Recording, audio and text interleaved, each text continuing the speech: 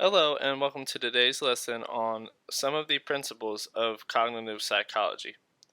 The three principles we will be covering today are signaling principle, redundancy principle, and spatial contiguity. The signaling principle suggests that people learn more deeply from a multimedia message when cues are added that highlight the organization of certain material. The signaling principle works according to cognitive theory because there is only so much information a person's working memory can take in at one time. Signaling is especially effective when there are a lot of interacting elements when trying to learn new material, and it helps the brain focus on what is important and take in that instead of all the extraneous information. Next, we have the redundancy principle. The redundancy principle suggests that people learn more deeply from graphics and narration than from graphics, narration, and on-screen text. This works according to cognitive multimedia theory due to the fact that we process information through two channels, audio and visual, and when graphic information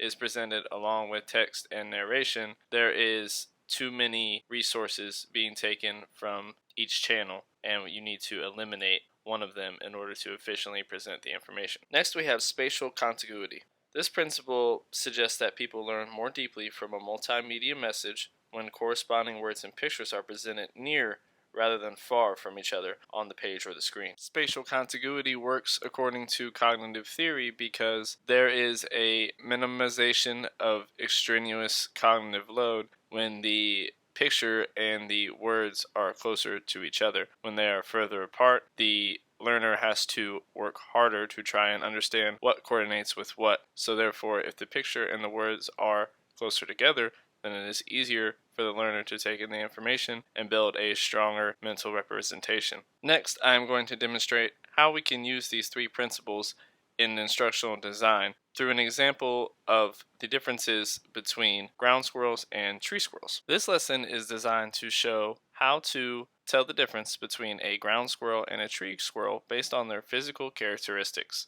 In order to tell the difference between the ground squirrel and the tree squirrel, there are certain things we need to keep in mind. The ground squirrel is pictured on the left. Notice how its tail, shape of its head, and color are different than the tree squirrel. The tree squirrel has a gray coat, a tall bushy tail, and a different shaped head than the ground squirrel. This concludes the teaching example on how to use the signaling, redundance, and spatial contiguity principles within learning materials.